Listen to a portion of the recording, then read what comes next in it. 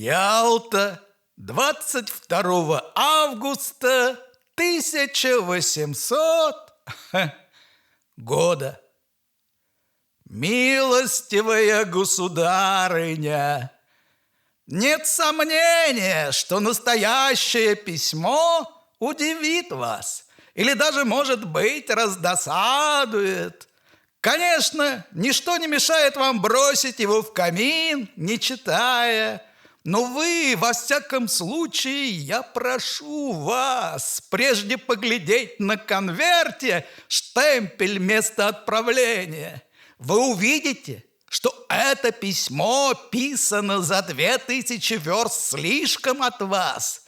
Это обстоятельство в связи с тем, что я открыто подписываю внизу свое имя и фамилию, может вам послужить ручательством, что вы не сделались в данном случае предметом ни мистификации, ни шантажа, ни интриги, ни тем более каких-нибудь безумных надежд с моей стороны. Это случилось в Петербурге ровно 4 года тому назад, 22 августа 1800 года. О, даже умирая, я вспомню это число, этот ненастный, мокрый и холодный вечер. В воздухе висел густой туман, и в 20 шагах глаз ничего не разбирал. Огни электрических фонарей казались издали большими радужными пятнами. Отовсюду и справа, и слева слышалось шлепанье невидимых экипажей. Изредка серую мглу быстро прорезали 2 желтых огненных пятна. Это проезжала карета.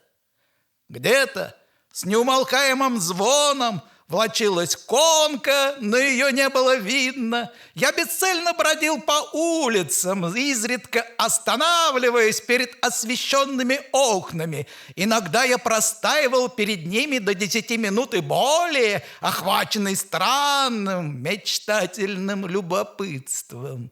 Особенно привлекали меня квартиры с богатой обстановкой, с люстрами, коврами, зеркалами, цветами и шелковой мебелью. Я был так беден и одинок, как и теперь, впрочем. Мыканье по урокам, жизнь в меблированных комнатах и дешевые обеды подточили мое здоровье, а вечное одиночество сделало меня диким и нелюбимым мечтателем.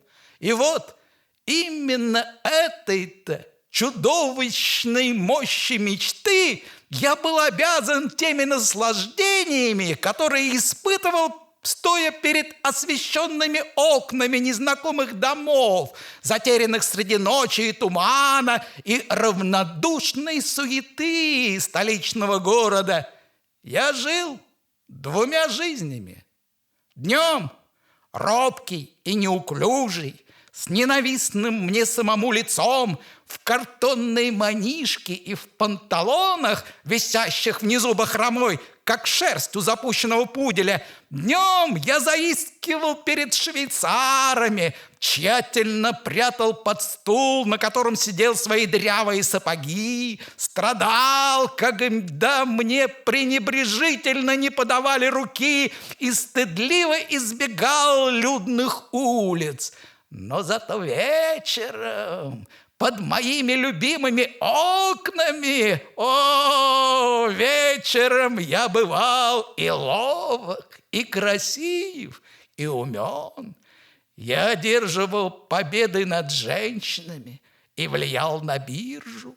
Какие у меня были лошади и какой великолепный стол! Я входил в эти прекрасные комнаты, освещенные канделябрами и насыщенные теплым ароматом духов и растений. Эти комнаты принадлежали мне. Я играл вон с теми 3 стариками аристократического типа в карты. и мы не спеша обменивались важными, изысканными выражениями.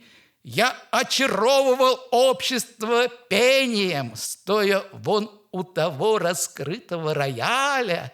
Я бывал то мужем, то женихом, то любовником всех этих красивых женщин с размеренными движениями, утопающих в кружевах и полулежащих на причудливо изогнутой мебели. Женщины в такие вечера особенно сильно овладевали моим воображением, а днем я ни за что не осмелился бы сказать любезность простой судомойки. Впрочем, я отвлекся в сторону. Прошу простить меня за невольное отступление и продолжаю. На углу Литейного и Невского стояла неподвижно около фонаря какая-то неясная благодаря туману фигура. Я подошел ближе и остановился в изумлении. Не то поразило меня, что это была женщина. Кто же не знает, как много и каких именно женщин высылает в такую пору на улице Петербурга, легкомыслие, обман и нищета. Но как могла очутиться именно такая женщина в грязный осенний вечер на людном городском перепутье и одна, совершенно одна, без спутника, без провожатого или без лакея? Это было для меня так же удивительно и так же непонятно, как если бы зимою среди поля я увидал лежащую на снегу красную розу.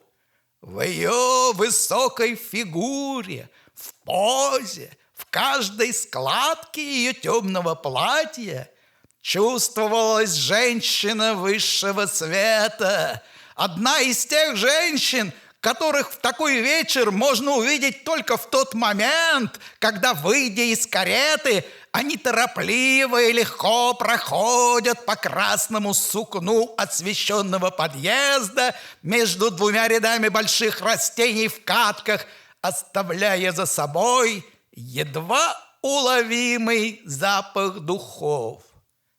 И не я один это чувствовал. Мимо незнакомки, пока я наблюдал ее, прошло несколько уличных шатунов, подвороченных панталонах и с папиросками в зубах, но никто не осмелился подойти к ней. Ни у одного из них не хватило смелости заговорить с этой женщиной. Она была, по-видимому, чем-то взволнована. Несколько раз она нетерпеливо повертывала голову то в одну, то в другую сторону и время от времени нервно стучала зонтиком по грязным плитам мостовой. Сначала я подумал было, что она кого-нибудь дожидается, конечно, влюбленного. Но я тут же отбросил эту мысль, вспомнив обстановку адюльтера из бесчисленного множества поглощенных мною французских романов.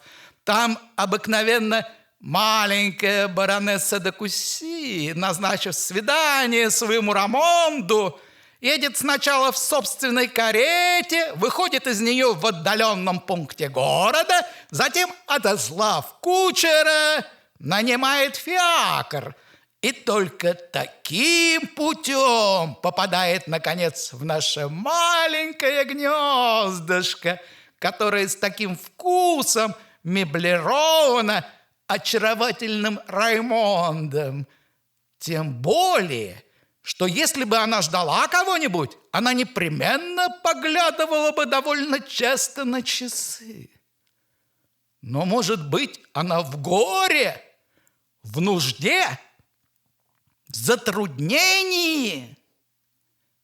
И вдруг, толкаемый какой-то пружиной, я подошел к незнакомке и приподнял шляпу.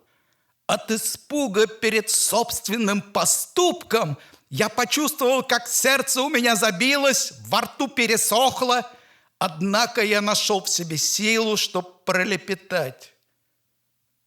Простите мою смелость, сударыня, но я вижу, что вы находитесь в затруднении. Может, вы заблудились? Не могу ли я чем-нибудь служить вам? Она посмотрела на меня. Нет, не посмотрела, а именно, как говорится в романах, смерила с ног до головы, смерила долгим и молчаливым взглядом и вдруг произнесла тоном решимости, не поддающимся никакому описанию: «Вы или другой? Все равно!» И быстро взяв меня под руку, она прибавила почти повелительно: «Идемте!» На углу, как раз около того места, где мы разговаривали, стоял извозчик. Я вспомнил о том, что у меня в кармане болтаются 2 рубля с мелочью, предназначенные на уплату части квартирного долга. «Не удобно ли вам поехать на извозчике?» – спросил я. Не отвечая ни слова на мой вопрос, незнакомка поспешно вскочила в пролетку. Я стоял в замешательстве рядом. Она левой рукой подобрала под себя платье и нетерпеливо воскликнула: «Да садитесь же, наконец!» Я поспешно повиновался. «Куда прикажете?» – спросил извозчик, перегибаясь козел. «Куда прикажете?» – повторил я как эхо. Боже мой! Какое прекрасное и гневное лицо вдруг обернулось ко мне! Разве мне это не все равно? Куда вы возите этих... Она запнулась и выговорила с брезгливым подчеркиванием: этих женщин! Я велел извозчику ехать прямо. Мы миновали Литейную, миновали еще какую-нибудь улицу. Она молчала, а я, боясь с ней заговорить, недоумело соображал, кто же моя загадочная спутница, морфинистка, безумная или приезжая и обобранная кем-нибудь женщина, не знающая города и оставшаяся без средств. Может быть, она потрясена каким-нибудь слишком сильным горем? Может быть, она потребует в чем-нибудь помочь ей? Но клянусь Богом, ни одна нехорошая мысль не приходила мне в голову. Несколько раз незнакомка делала жесты, по которым я мог судить о ее нетерпении. Вдруг отрывисто спросила: «Что же, скоро мы приедем?» Простите меня, я право не совсем понял вас. Я ведь не знаю, куда вам угодно. Она со злостью ударила рукой по зонтику. «Ах, Господи! Я же сказала вам уже, что не знаю ваших грязных притонов!» В то время мы проезжали мимо вывески. Висевший на ней фонарь позволял прочитать номера «Занзибар» помесячно и посуточно.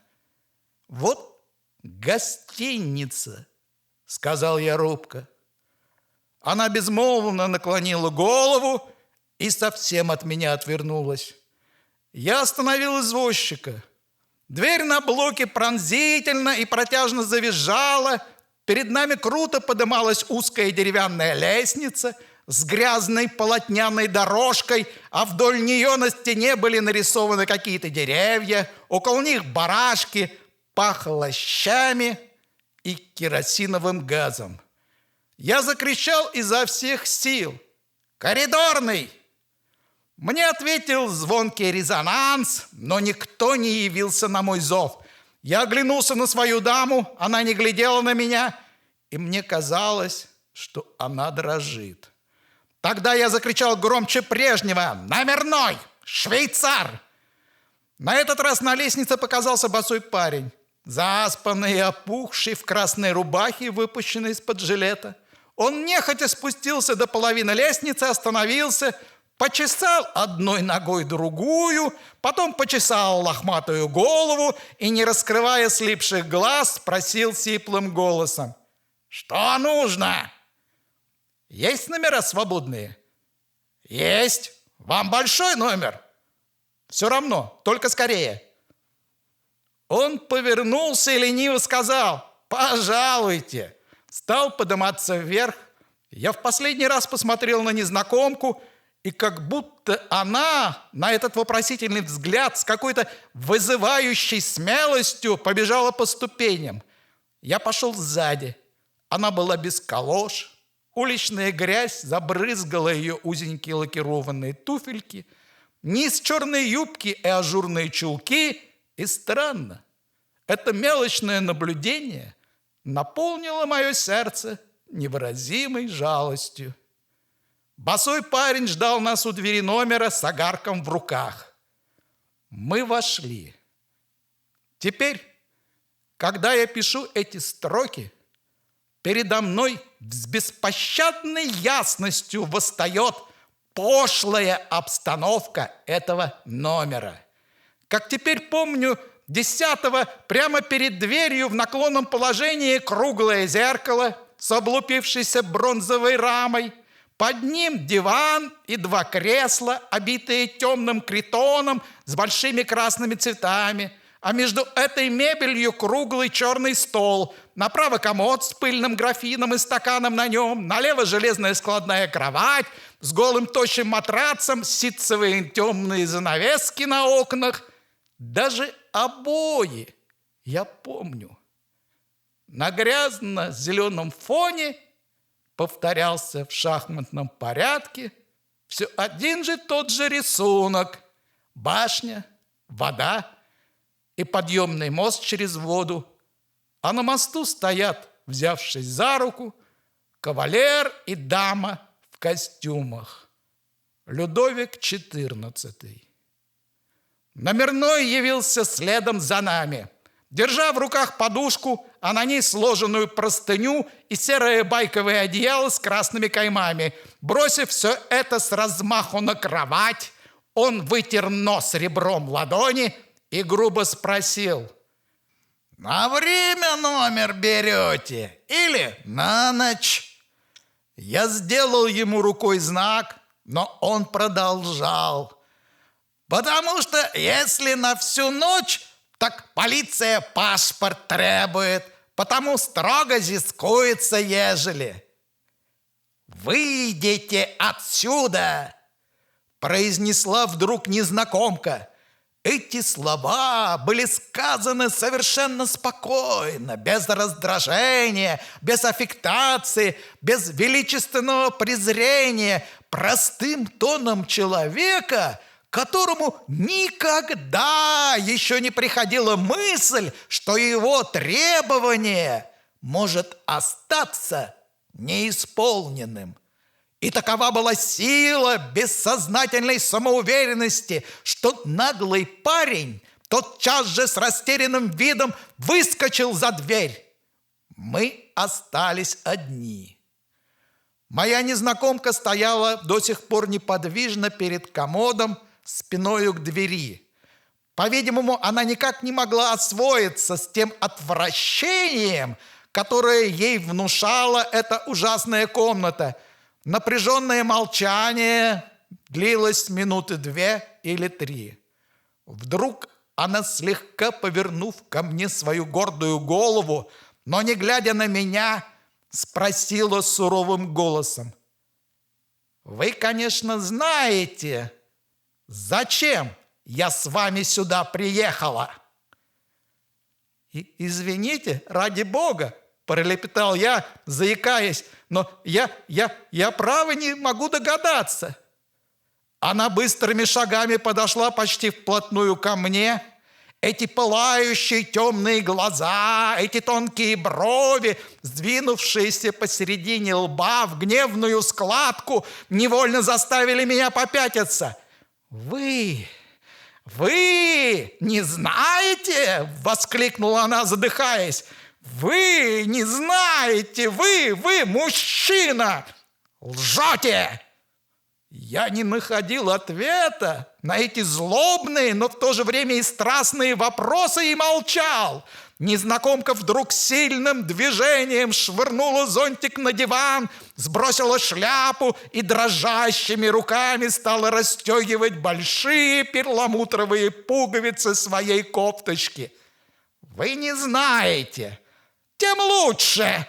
Слышал я отрывистые злобные восклицания. «Тем лучше! Ну так знайте же, что мне был нужен первый встречный. Понимаете ли вы? Первый встречный, то есть вы, именно вы!» Воскликнула она дрожащими губами. «Нужен для того, для того, ха-ха-ха-ха, для того!»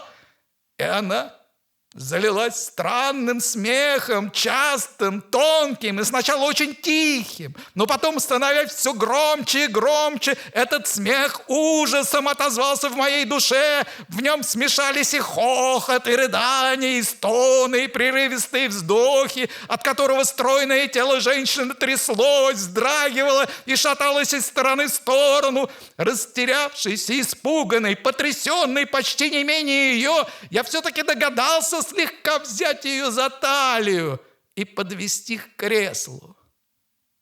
Она упала в него, откинув голову назад и закрыв лицо руками. Я отворил окно. Влажный холодный воздух вторгнулся в комнату. Видя, что это несколько успокоило даму, я налил в стакан воды и предложил ей, говоря при этом какие-то несвязные успокоительные слова. Она отрицательно покачала головой и своей маленькой ручкой в желтой перчатке отстранила мою руку. Однако мало-помалу припадок стал ослабевать.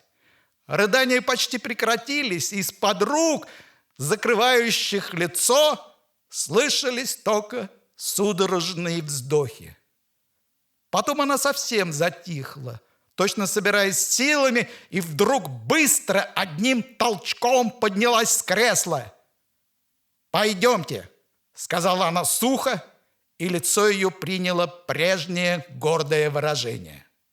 Когда мы отошли шагов 10 от подъезда, она неожиданно остановилась и, глядя мимо моей головы, холодно сказала: «Мне все равно, что вы думаете обо всем этом случае.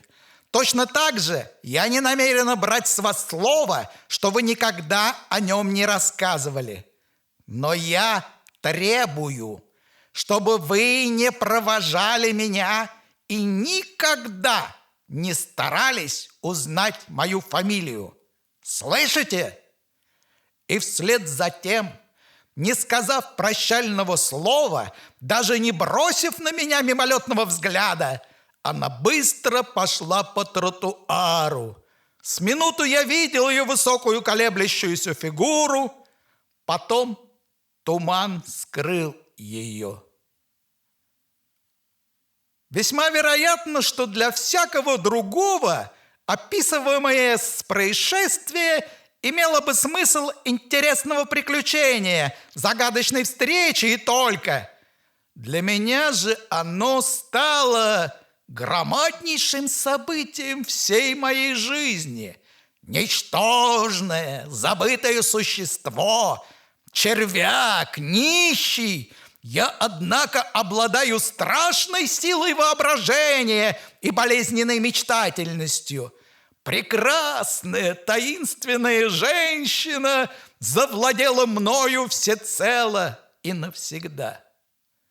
Первый день я ходил как в бреду.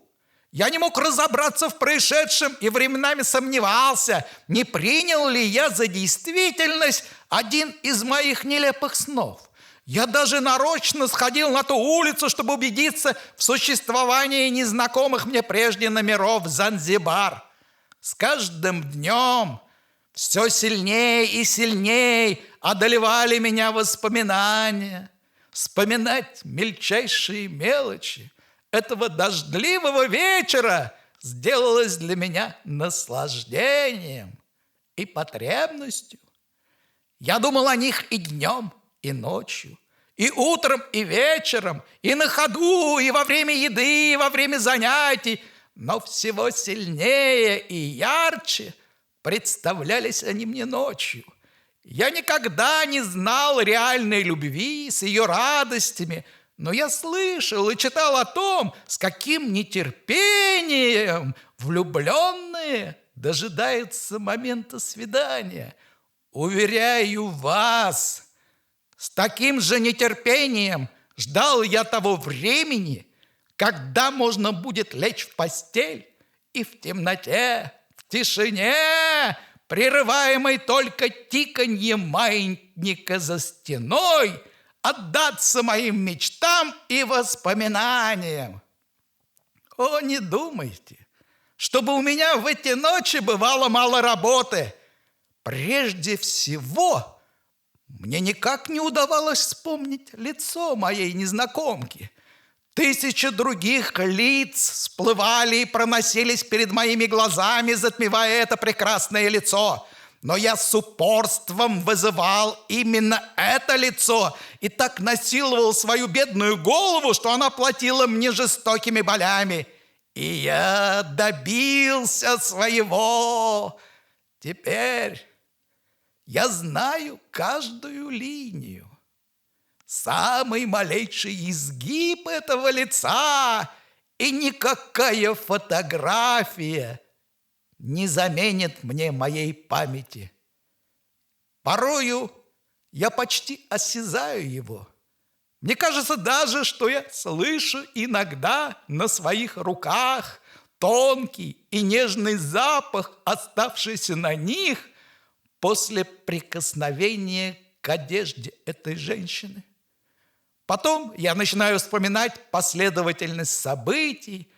Я кропотливо, шаг за шагом, постоянно возвращаюсь назад и, перебирая мелочи в уме, восстанавливаю каждый жест, каждое слово, каждый поворот головы. Это трудно, но возможно.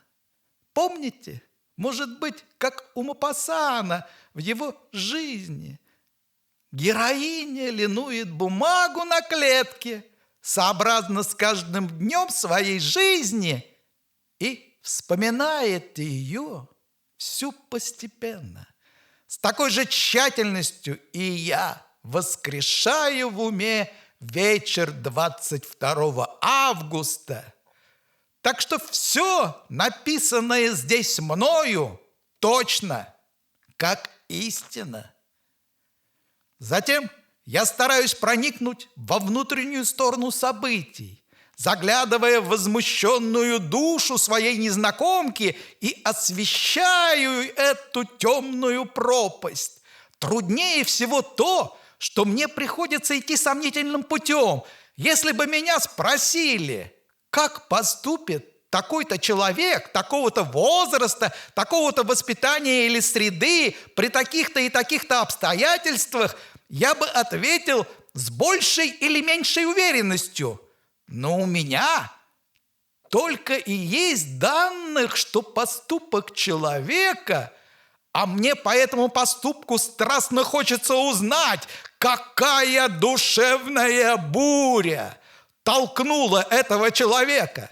И я разбираюсь в 1000-й раз в прошедшем. Я знаю, что моя незнакомка горда, страстна, порывиста и смела.